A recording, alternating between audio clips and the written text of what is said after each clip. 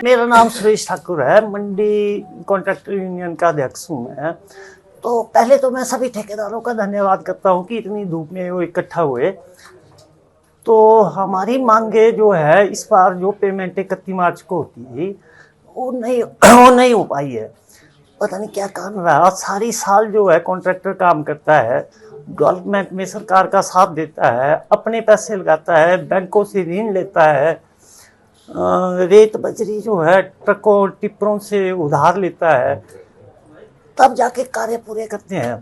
तो सॉरी मेरा गला बैठ गया हुआ लगता है।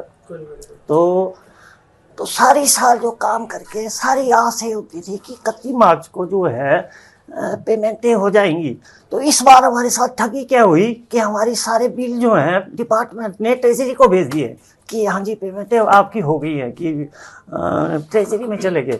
लेकिन ट्रेजरी से वो सारे बिल वापस आ गए 1 तारीख को। हम लोग तो ऐसे ठगे हुए महसूस कर रहे हैं कि जैसे किसी ने ठग दिया हमें कि भाई जी पैसे दे दिए आपके, ट्रेजरी में आ गए। फिर बाद में आता है ट्रेजरी से आते हैं कि उसमें मिसमैच हो गया है। तो ये सारी दिक्कतों के लिए हम लोग सीएम साहब को ज्ञापन देंगे डीसी साहब के माध्यम द्वारा कि हमारी पेमेंटें कब होगी। और हम लोगों के अप्रैल महीना है आजकल, तो बच्चों की फीसें हैं, कई खर्चे हैं, कईयों के पैसे देने हैं, बैंकों के ऋण देने हैं, तो वो कैसे चुकाएंगे। तो हम लोग ये ज्ञापन देने आए हैं कि 25 तारीख तक, अप्रैल 25 तारीख तक अगर हमारी पेमेंटें क्लियर नहीं हुई तो हम लोग उसके बाद धरना प्रदर्शन करेंगे या भूख हड़ताल पे बैठेंगे या कुछ भी जो भी हमारा जो डिसाइड करेगी कमेटी तो वैसा करेंगे। तो सरकार जिम्मेवार रहेगी, उसके लिए सरकार जिम्मेवार रहेगी। तो मुख्यमंत्री जी से हमारा अनुरोध है कि हमारे ड्यूज जो है वो क्लियर करे। बाकी सभी वर्गों के लिए मुख्यमंत्री साहब ने पैसों का प्रावधान किया हुआ है, लेकिन हमारे लिए कुछ भी नहीं है। ऐसे सौतेला व्यवहार हमारे साथ क्यों हो रहा है। तो मैं मुख्यमंत्री जी से यही निवेदन करूंगा कि जल्द से जल्द हमारे जो ड्यूज हैं वो क्लियर किए जाए। लगभग कितने कर पेमेंट है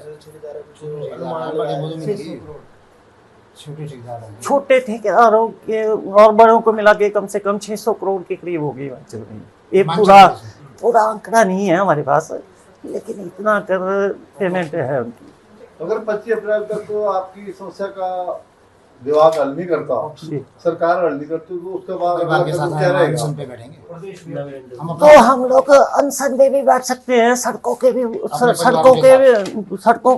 उतर सकते हैं और परिवारों के साथ उतरेंगे, क्योंकि हमारे बच्चे भी खजल हो रहे हैं उसमें। सर जी से हमारी ये रिक्वेस्ट है कि जिस तरह वो अपनी सारी चीजों का ध्यान रख रहे हैं उसी तरह उन्हें हम ठेकेदारों का भी ध्यान रखना चाहिए। जरूरी नहीं है कि सारे ठेकेदार करोड़ोंपति अरबोंपति हैं। उनमें से जैसे मेरी तरह कई ऐसे सिंगल मदर भी हैं जो बच्चों का पालन पोषण कर रही हैं। हम थोड़े छोटे काम लेके हमने अपने बैंक से हमने पैसे उठाए होते हैं, तब हमने काम करने, कड़ी धूप में मेहनत करनी। सब ठेकेदारों ने एक तो हमारे ऊपर इतने रिस्ट्रिक्शन लगा के रखे हैं, आप एम फार्म दो, आप ये करो, आप वो करो। सारी फॉर्मेलिटीज करने के बावजूद, कड़ी धूप में मेहनत करने के बावजूद, 1000 चक्कर ऑफिसों के करने के बावजूद हमें बोला गया कि आपकी जो है आप फटाफट बिल बनाओ और आपकी पेमेंट हो जाएगी। और जैसा कि सर ने अभी बोला कि हम ठगे रह गए, उस दिन इतना रोना हमें आया जब हमने पूछा कि हमारी पेमेंट क्यों नहीं हुई। तो उन्होंने बोला कि आपकी जो है ट्रेजरी से वापस आ गई आपकी फाइलें।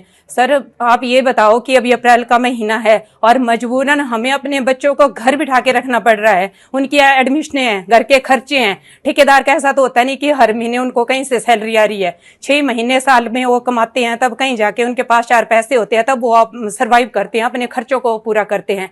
मेरा मन इतना दुखी है, या तो आप टाइम से हमारी पेमेंटें दो, नहीं तो ऐसा करो आप हमें जहर दो और मार डालो।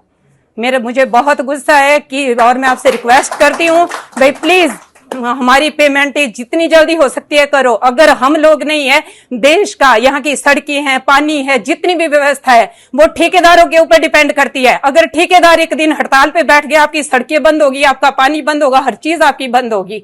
तो मैं यही बोलती हूँ, या तो हमारी पेमेंट आप टाइम से करो, नहीं तो हमें जहर दे दो, हमें मार डालो, लेकिन हमारी रिक्वेस्ट सुन लो। आपको ये करना ही पड़ना।